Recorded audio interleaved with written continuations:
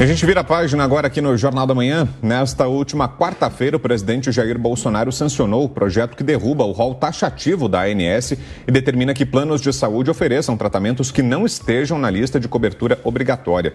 Para entender o que muda na prática, o Jornal da Manhã recebe agora a especialista em direito médico, Nicole Soares. Doutora Nicole, bom dia, bem-vinda, obrigado pela entrevista. Bom dia, eu que agradeço a oportunidade de falar sobre esse assunto. Ô, doutor, e para começar a conversa, queria que a senhora explicasse exatamente como foi esse processo, porque é uma novela, né? A gente tem falado muito sobre isso nos últimos meses, foram idas e vindas em relação a esse assunto. Primeiro uma decisão da ANS, que é a Agência Nacional de Saúde Suplementar, depois um projeto de lei aprovado no Congresso Nacional, agora sancionado essa semana pelo presidente Bolsonaro, como dissemos. Queria que a senhora explicasse para a gente o que é rol taxativo, o que é o outro rol, que agora me fugiu o nome. Exemplificativo, perfeito. Queria que a senhora explicasse a diferença entre eles e como fica agora, doutora. Olha, nós brasileiros gostamos de novelas, mas talvez a gente tenha que definir esse tema como uma série bem longa.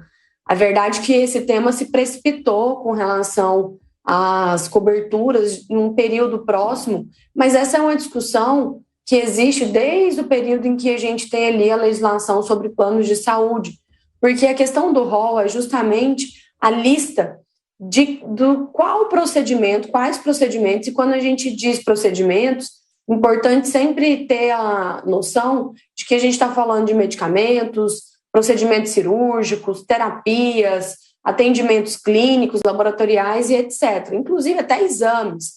Então, esse rol é a lista que vem quase que como anexa à legislação que os planos de saúde precisam observar e que determina o que vai ser coberto por esse plano de saúde. Quando a gente fala sobre um rol taxativo, a gente entende que aquela lista precisa ser cumprida taxativamente. Somente os procedimentos que estão inseridos na lista serão cobertos. Quando eu falo de um rol exemplificativo, eu estou falando de uma lista que acaba sendo um norte, um exemplo do que deve ser seguido com relação à cobertura de procedimentos por parte dos planos de saúde. Doutora, e a partir de agora, o que será necessário para estes pacientes conseguirem requerer, então, a tratamentos que estão fora do rol taxativo?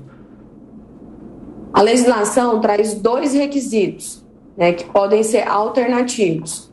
Ou que haja a aprovação dele e a comprovação da sua eficácia para aquela finalidade, ou que haja recomendação pela utilização desse medicamento, tratamento, pode ser um procedimento cirúrgico, da utilização por parte de alguma agência internacional.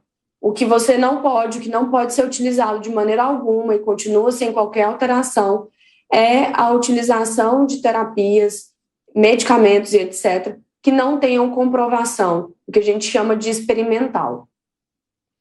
Doutora, a próxima pergunta agora é do nosso comentarista Roberto Mota.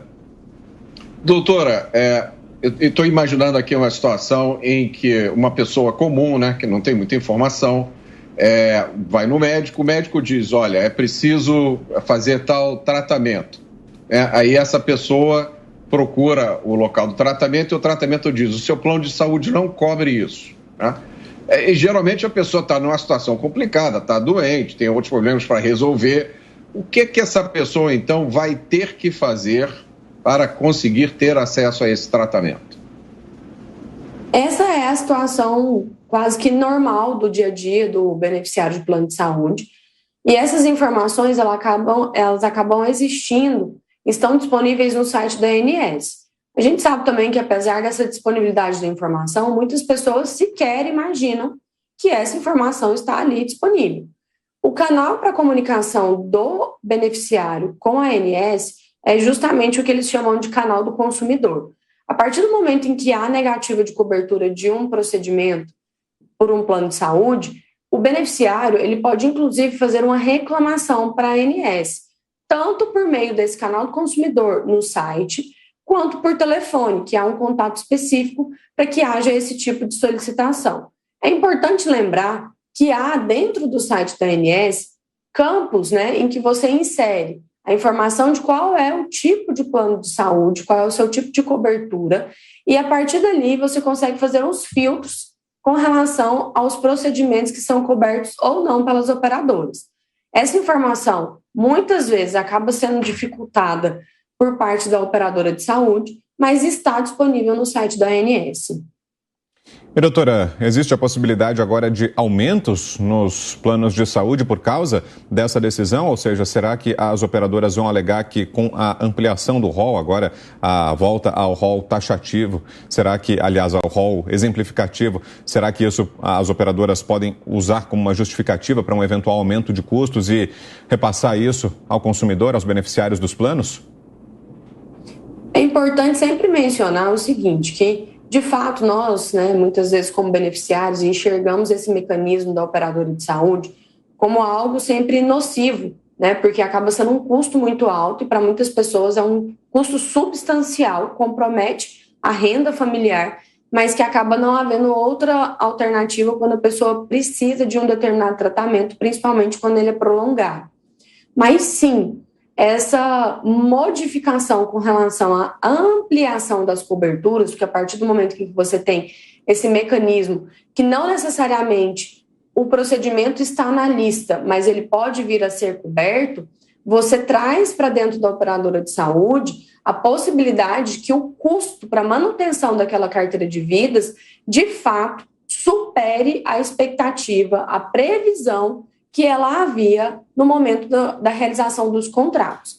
Então, a gente tem alguns critérios justamente para apurar os custos relacionados aos planos de saúde e há um elemento relacionado à inserção de procedimentos no rol, que é o custo-efetividade, que é justamente mensurar se o custo daquele procedimento é proporcional à efetividade e se, de fato, fazendo uma análise financeira, vale a pena inserir aquele procedimento dentro do rol. A partir do momento em que você tem um desequilíbrio com relação a esse custeio, o beneficiário, ele é o responsável pelo pagamento. Então, contar com a perspectiva de que possa existir um aumento nas mensalidades é uma perspectiva coerente e a partir do momento em que a gente também precisa lembrar, as terapias, elas avançam, mas muitas vezes essas terapias, até o momento em que elas tenham sido desenvolvidas para um número maior de pessoas, elas acabam ainda tendo um custo significativo. Então, você garante o acesso, mas você pode ter, sim, um desequilíbrio econômico. Agora, doutora, a gente sabe que muitos pacientes são emergenciais, Precisam de tratamento com certa urgência. Por acaso, os planos de saúde, eles têm um prazo para liberar esses tratamentos para estes pacientes? Sim. Na verdade, tudo aquilo que é urgência e emergência deve ser realizado dentro de um prazo, inclusive, muito reduzido, que é de imediato. Agora, com relação a consultas, cirurgias de alta complexidade, tratamento. Doutora, eu estava aqui pensando, a gente está vendo nesse momento um debate em torno do piso da enfermagem, uma discussão de que esse piso vai provocar uma elevação dos gastos e que isso pode afetar o acesso à saúde. E eu fico pensando aqui se a gente não está vendo também, não está vendo o nascimento de uma questão similar, porque com os planos sendo obrigados a cobrir esses novos procedimentos que às vezes eles nem sabem quais são, isso não pode então gerar um efeito cascata de aumento e colocar boa parte desses planos fora do alcance da população. E a senhora imagina que possa ocorrer um movimento de judicialização desses aumentos, da forma que aconteceu com o piso da enfermagem? A gente precisa recortar a análise desses assuntos, mas, de fato, a raiz do questionamento com relação à viabilidade e acesso à saúde, em contraposição ao custeio, é a mesma. Quando você fala sobre o piso de enfermeiros, você tem enfermeiros contratados ali na esfera privada e você também tem um contingente gigantesco de enfermeiros que estão vinculados ao Sistema Único de Saúde. Quando eu falo sobre o fornecimento de terapias, eu tenho a perspectiva, eu preciso ter em perspectiva que quando eu tenho uma saída dos planos de saúde, só resta apenas a esse beneficiário, que é brasileiro e é cidadão, o acesso ao SUS. Então, eu posso, inclusive, está ocasionando um fluxo maior de pessoas para um sistema único de saúde que não necessariamente está preparado para atender esse fluxo.